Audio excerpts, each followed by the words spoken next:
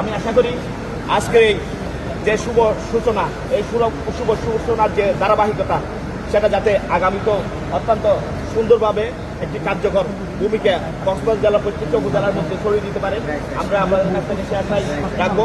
বিশেষ করে কক্সবাজার জেলা ফুটবল খেলোয়াড় সমিতি গঠন করার পেছনে আমি মনে করি দুইটা স্বার্থই কাজ করে। একটা হচ্ছে খেলোয়াড়দের অধিকার সংরক্ষণ এবং ফুটবলকে প্রত্যেকটা গ্রামে গঞ্জে ছড়িয়ে দেওয়া।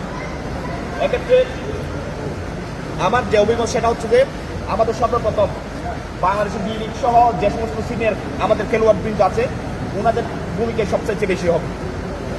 আমি আশা রাখি কক্সবাজার ফুটবল খেলোয়াড় সমিতি এমন একটি কমিটি বা উপদেষ্টা কমিটি গঠন করবে যারা সিনিয়র খেলোয়াড় আছেন, সাবেক খেলোয়াড় আছেন, যারা বাংলাদেশের বিভিন্ন জাতীয় পর্যায়ে এবং লিগ পর্যায়ে খেলেছেন, ওনাদের সকলের সমষ্টিগতভাবে একটি কমিটি গঠন করবে।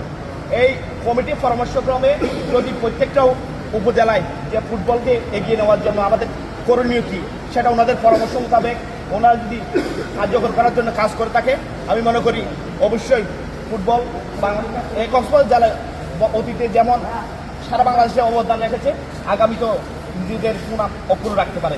সর্বপ্রথম সেক্ষেত্রে আমাদের বেশি দরকার হবে পেশাদারিত্ব।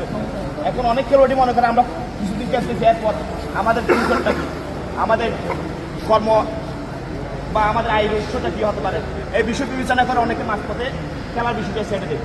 যদি আমরা উপজেলা পর্যায় থেকে মানসম্মত এবং উপযুক্ত খেলোয়াড়দের একটি প্ল্যাটফর্ম নির্ধারণ করে ট্রায়ালের মাধ্যমে ওখান থেকে আমরা তুলে আনতে পারি, তাহলে সকল সাবেক এবং যে সমস্ত সিনিয়ররা বিভিন্ন লিগ এবং জাতীয় পর্যায়ে খেলেছেন ওনারা এই উপযুক্ত খেলোয়াড়দের বাংলাদেশের বিভিন্ন লিগে খেলার জন্য ওনারা